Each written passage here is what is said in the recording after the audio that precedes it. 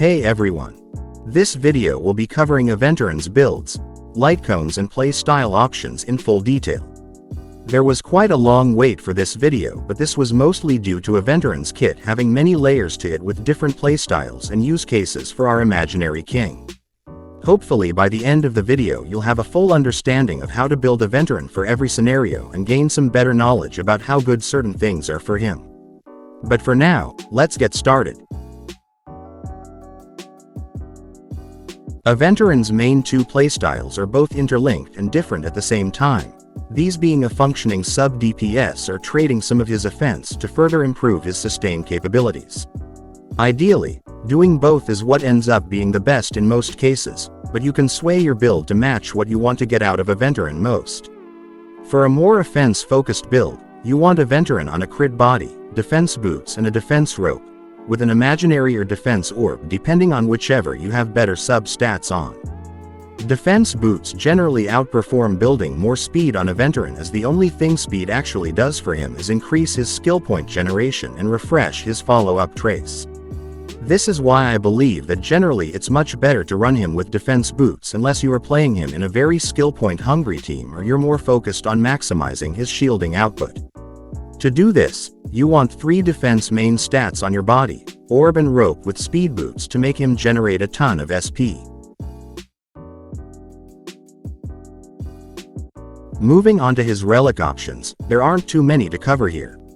His best in slot relic set is the debuff set, as it provides him with a ton of useful crit stats and he can trigger the set effect with either his Lightcone effect, or his ultimate if you don't have it.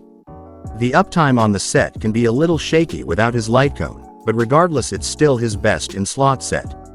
The imaginary set provides some nice unconditional crit rate and some conditional crit damage provided that you are attacking an enemy under imprisonment. Due to the randomness of actually having an imprisoned enemy, I didn't assume this part of the set when making the calcs, which means that this set can be even closer to the debuff set in practice. As usual, a mixture of 2-piece sets is always a great option and will do the job well.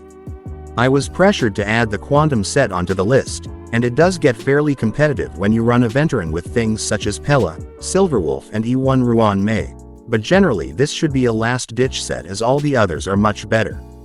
If you really want to maximize his shielding output, the 4-piece Knight set is an extremely solid option, increasing his shielding capability by around 15%.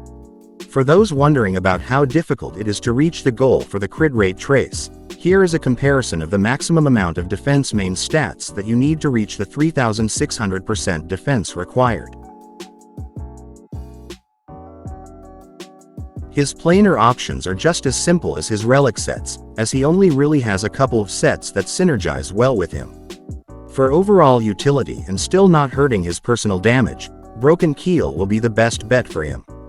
This provides him with some much appreciated effect res and buffs the team and him with some nice crit damage. This is a damage loss in terms of personal damage over sets like Inert Salsodo and Glamoth, but the utility makes up for this quite a lot in my opinion, and I'd recommend using Keel on him to improve the entire team's damage. Moving on to Aventurine's signature, this is on the same level as Acheron's in terms of how good it actually is for him. His signature grants Aventurine a really high base def, 36% defense, 40% crit damage when providing shields to an ally and increasing the damage taken by an enemy when hit by a follow-up attack. First of all, his signature is massive for his own personal damage as it provides so many useful stats for Aventurine, making it significantly better than all the other options. Secondly, it helps with his utility as providing a debuff on follow-ups opens up doors with Acheron and Doctor ratio.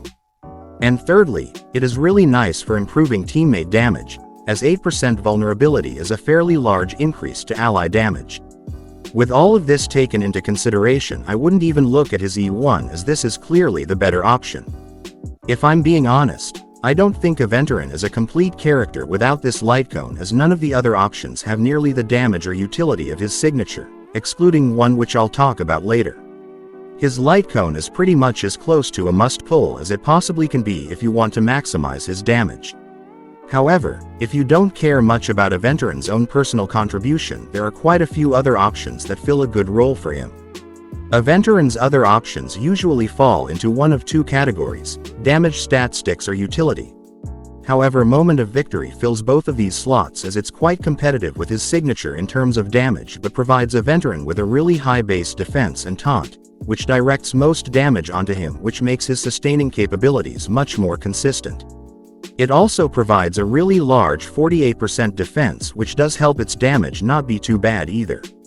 Since this is a standard Lightcone, it's fair to assume that you will eventually get a copy of this, and if you do, Moment of Victory is a great option. The new Lightcone Concert for 2 is also a great Lightcone for him too, providing him with some nice damage stats and defense. Other great options on Aventurine are the Memory of Chaos Shop Lightcone, which is a completely free accessible damage option for Aventurine. Fuzon's Lightcone is also a solid option as it provides some team healing on every wave. And finally, Trend of the Universal Market, which also happens to be the best preservation utility Lightcone in the game.